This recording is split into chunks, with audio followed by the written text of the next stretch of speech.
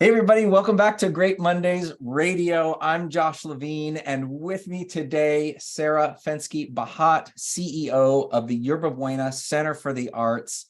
I'm so excited to have you on. I think this is a really interesting topic to think about.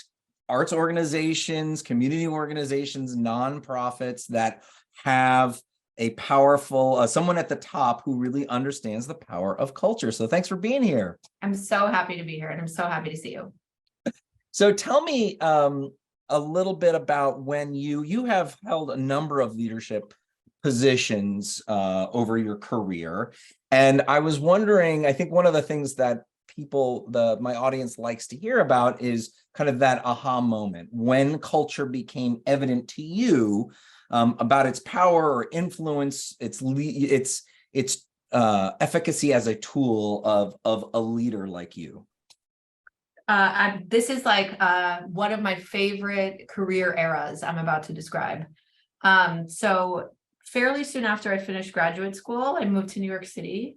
I didn't know anybody in New York City. I knew a few kids I went to school with. I had like an aunt or uncle there that lived really far away. But I took the first job I got. I quit that job. I took the next job I could find. In that job, I met somebody whose boyfriend was leaving their job in city government. And I thought to myself, I actually want his job. And so I found myself working for the city's economic development agency. And I started in the summer of 2000. My first week on the job, there was this like expense scandal, which was kind of amusing. And it really taught me in the first instance to like never fake your expenses or you'll get fired and like, have a public corruption thing happen. And kind of put me on like I was pretty honest to begin with, but it definitely helped me understand that I was a civil servant. That job I describe as the best job I've ever had. And I was working there during 9/11. I worked there before 9/11. And I think it was this EDC, which is what it's called, is not a formal city agency. It's a contracted city agency. So we didn't have civil service. And what that meant was that it was a place with a lot of young people who really cared about a city and were doing work that was like far above their pay grade for much less pay than they would get anywhere else to advance their experience. And we got to do all sorts of cool stuff. Like we climbed to the top of the Brooklyn Bridge. We went to power plants. Like we had this whole side hustle of getting to know the city type activities, which to me was kind of walking the walk of what we were doing there. Like we had a crappy office. It hadn't been renovated in decades, but we had all these really cool experiences. It was interesting for me to be there. I was presenting something to our board of directors the morning of 9/11. So there are really, and we were 3 blocks away from the World Trade Center. Wow. This was a culture where like every Thursday we went out for drinks. Many of us met our spouses there, myself included. It was like we lived and breathed the city in this job. And so it was probably the best place I could be working during 9/11 in that we all had this experience, very proximate to all the things that happened, but also we got to work on fixing it. And so for me, to watch that in a front row way, especially the transition from the Giuliani administration to the Bloomberg administration culturally, really informed how I think about and how I respect actually leadership from the perspective of like, am I going to tell you what to do and expect you to do it? Or am I going to enlist your help and bring you along with me and sort of invite you to perform at your best as much as you can handle it? So the second one is the Bloomberg way. And I definitely found myself subscribed to that philosophy for the remainder, up until today, as something that I prefer to do and be a part of.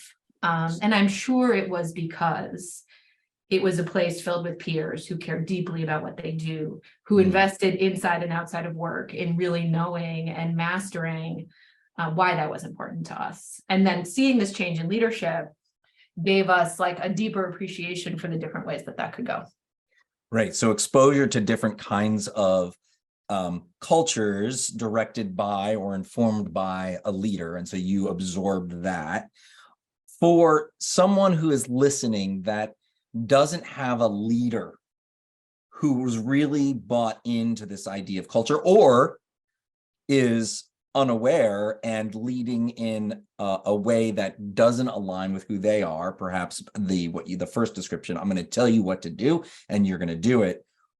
Do you have any advice or counsel for people that are in, I don't know, a management role or a leadership role, and that executive team or that CEO is just not the kind of subscribing to creating the kind of culture that you described or one would like to see? I mean, I think it's hard, right? Like there are so many different types of people and one size doesn't fit everybody. I think of culture as like a million little things we can do, not necessarily like a capital C culture I don't believe in like the big prognostication about it. I'd rather be measured by what I do every day. And so for me, that has showed up as, what do I do with my small team? Like, do I try to go out to lunch with new people in my organization? Do I try to have coffee with people? Do I try to know them? How much do I think about the little interactions as opposed to the work that we're doing as a way of building a relationship? That has worked and not worked for me, just to say. There was a moment I worked at Citigroup at one point and I was really frustrated. My boss had retired and I didn't know what to do next. And so all the leaders of my group were sending me around to talk to people. Now, I like going around to talk to people, to think about like what people are doing and who I might want to work with. That wasn't the frustrating part. The frustrating part was that I didn't want to do any of those things. And at some point in that exercise, which was months long, I was talking to a coach that they had recommended to me, and she's like, you don't want to work here. And so I also think there's a limitation to how much an individual can be expected to hold culture. Got it. And some growth around that sometimes, where it is totally conceivable to me that you can do all that you think you should, feel like you are up for, and still not be in the right place. Currently I am managing an organization that has a lot of younger people who have strong opinions. And even though I might sound to some people like I might sound old fashioned, or I might sound like I have an evolved opinion, I'm sure I sound like both to different people. There are definitely those on my team who want me to be much more radical about the ways that we run this organization, and have different ideas than I do about what that means. And again, like we're also a cultural institution. And so there's sort of, it's almost like culture squared, actually. Yeah, right. That can be a doubly difficult. So at the Yerba Buena Center for the Arts, maybe you can quickly describe what it is that YBCA is and does, and then share a little bit about how your leadership style has informed what you've decided to do, how you've decided to move this forward, because it is a very different kind of thing to try to work within a cultural institution. That it is. I struggle, I think almost every day about the distinction between community institutions and cultural institutions. And I do think there's a thing to discuss there. YBCA is a 140,000 square foot mixed medium art center in downtown San Francisco. And so mixed medium means that we have galleries for visual art, we have multiple performing art spaces, we have a film program, we have an outdoors program, and we take a very vast interpretation of art. Right? Like we include community work as art, we include food as art, we include poetry as art. Our sort of mandate is to put up representative work of this community in a way that helps people who come through downtown SF understand it better, whether they be locals or tourists. And that has evolved over the years. The literal mandate of this institution is to program these buildings. And these buildings were built in an active redevelopment. And so there's a demand from this community that we do that responsibly. And there has been sort of ebbs and flows of this organization and how we thought about that over the years. And I came in at like the end of the pandemic. I've been in my job for about a year. I was on the board before that. And so what we're really doing here is taking a look at what an arts institution can do coming out of a very long closure to a very different downtown, in a very different country, I think, than maybe we were in 3 or 4 years ago. So talk about your then coming into this organization. You were on the board, so you were generally aware of what's happening. Coming in, you were hired during the pandemic. How did your early learnings and your style enable you to think about how you wanted to lead? And then what did you actually do? What did that end up looking like? It's such a good question. So I have thought a lot, and we are actively in the conversations about what it means to revitalize downtown, which is literally the same thing that we did post 9/11 in Lower Manhattan. I'm though doing it not through the lens of an urban sort of approach. I'm doing it through the lens of arts and culture. And what that means internally is that it's almost like we've been very focused on arts and culture, and we've almost missed our connection to the residents and visitors here to understand our why, our purpose. Like, it's one thing to put things up on the walls and think that it's great art. It's entirely another thing for somebody to come in here, have a reaction to that, like connected to an idea they have, a question they have, like a spark that they develop afterwards.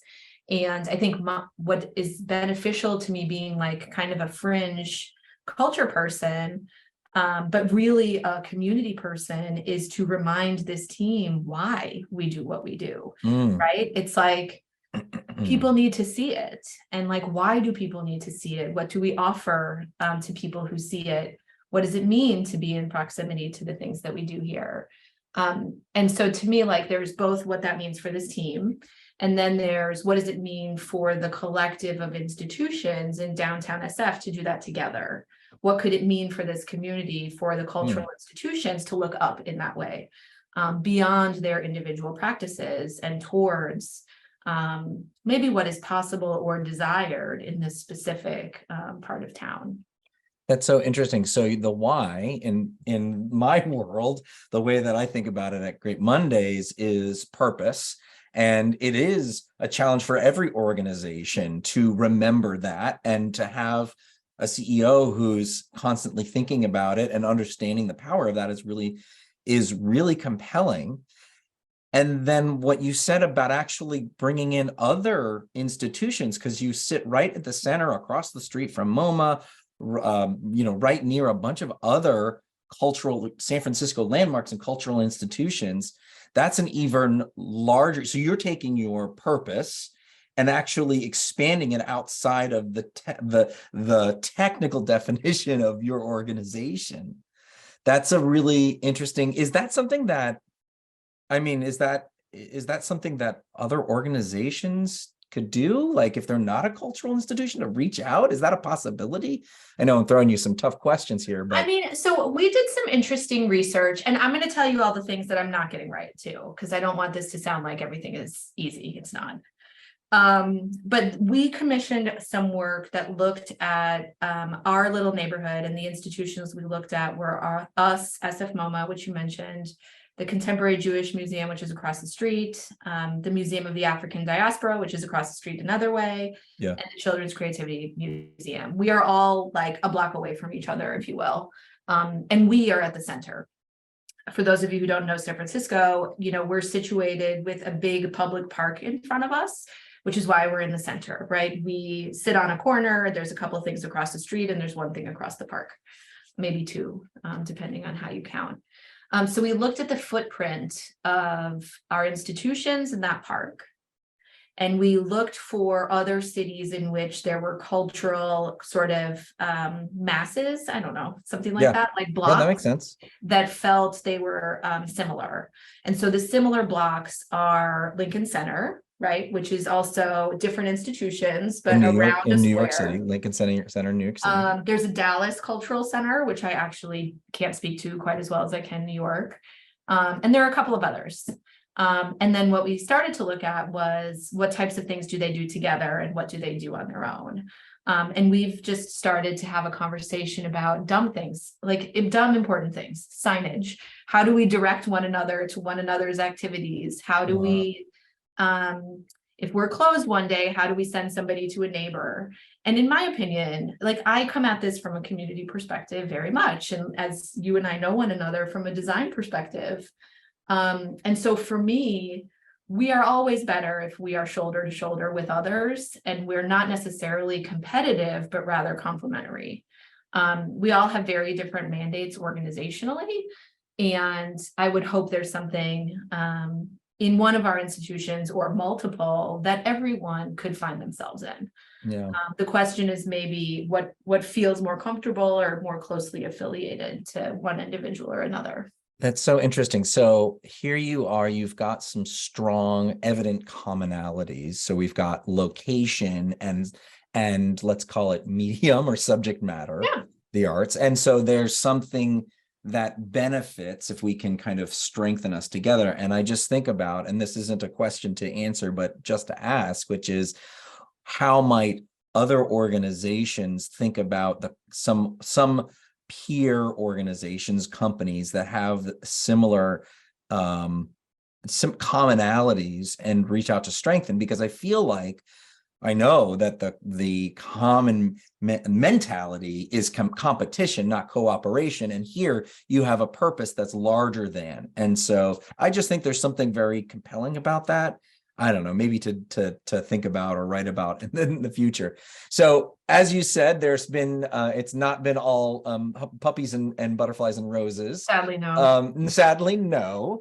Can you share with us maybe one story about when you either were present for or in part of or doing something as a leader in the culture space, not cultural, that didn't work? I mean, I'm probably many things. I would just offer right now feels hard. I inherited an organization that had drifted off mission, and the board and the team were not on the same page. So I have a real effort on my hands to harmonize like the governance apparatus with the staff apparatus. Okay. And, we're in an exercise now revising our mission, vision, values. And what's become clear is, and really trying to pull them into a place where they don't have to continue to be revised. But what's challenging about that is that the staff and the board have different ideas of what this organization should be and do. And it's my job to try to pull people to a place of common purpose. I don't think I've ever had a situation quite this, I don't know, just like challenging, because nobody's wrong. There are many great things that this organization does. We don't have to do all of them, right? And I don't know that they're all making the highest and best use of our positioning, just to say like physical, mental, cultural. Not only you don't have to, you can't.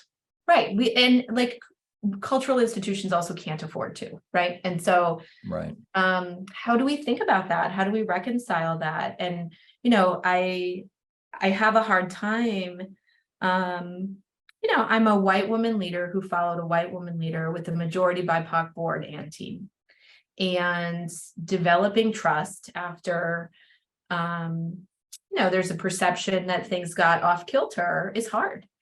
And it's hard to do so in a collaborative way where you invite everybody in. And so I'm just taking the approach that I'm a collaborator. I like to co-create with people. I'm trying to set the opportunity spaces in a way where everyone can participate. We did a all staff work week in January for a full week, just to try to level set everybody's understanding of the organization. And a lot of hard things came out. Like there are definitely people on my team who wish I was somebody else and that I look different. And I've never quite had to experience that in the way that I do here, which isn't like a rant rant, everybody should feel bad, but it's interesting. And there's also a generational thing happening. Our leadership team now is a full decade younger than the leadership team that came before us. And, we're talking a lot about what are the systems that we can put into place to allow this place to thrive in a deeper way and to remain on course and to make great decisions while still presenting representative work.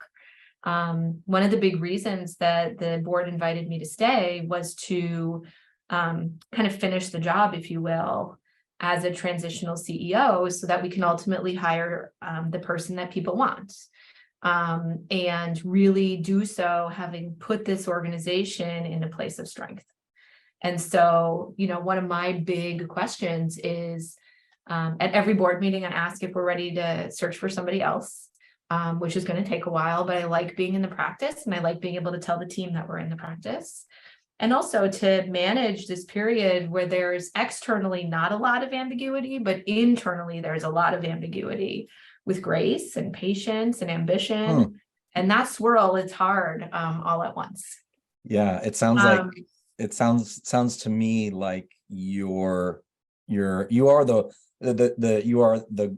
appropriate hire for as a transitional CEO, because you can sustain the unknown and you're navigating that, even though you're getting buffeted, right, by all these waves and different forces.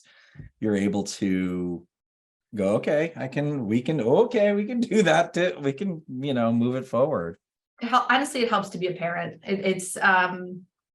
I think that parenting created a level of patience I didn't have before I became one. Another, I think one of the stories I tell a lot about something that I was very proud of, but was very disruptive culturally. Many, many moons ago, and this is timely because of SVB, I was a bank regulator, right? And that was an unlikely choice. I had met my husband, as I mentioned, in city government, and we decided we needed different jobs from each other. So I took a job working for this woman who had just become New York State's bank regulator. And after a couple of years there, I became much more skilled at understanding what civil service meant and how it worked. And in their regime, bank examiners, the people who go to regulate financial institutions, were promoted based on their performance on a multiple choice test that a panel of bank examiners wrote. And there was a moment where the professional employees union, I think, they wanted me to promote people who had only scored a 55 on a test. And I'm like, I don't know about that. Not really sure that's a good idea. And they're like, well, you have to. And I'm like, oh my God, these are fighting words. Please never tell me that. And I'm like, send me the test. I'll let you know if I think that's a good idea, because they had graded it on a curve or something. And I'm like, okay, just send it to me. I had never actually examined a bank. I was a chief of staff. So I take this test and I get a 95%. And I'm like, absolutely not. We are not promoting people who can't get 55 and who do this every day when I've gotten a 95 on this test. And so that was an important reset moment where the norms of the organization, the permanent staff, thought they had it all figured out and had made all their arrangements. And this one annoying conversation just shifted the whole thing, which I still am very proud of. It's my one union story that I busted up a little bit. Right. Fantastic. Awesome. Well, we're at the end of the episode, and I really appreciate your time and energy sharing some of your wisdom and experience. Sarah Fenske Bahat, the CEO of the Yerba Buena Center for the Arts in San Francisco. Definitely head over to YBCA.org to learn more about this incredible cultural institution and watch what's happening on the culture side as well. We are going to see where you succeed and what the work that still needs to be done. And it is a lifelong journey. It's never easy, but once you get it, like you said, once you get it on the right path, you kind of get that momentum and that inertia. So thank you so much. I really appreciate your time and energy today. It's great to see you. Anytime.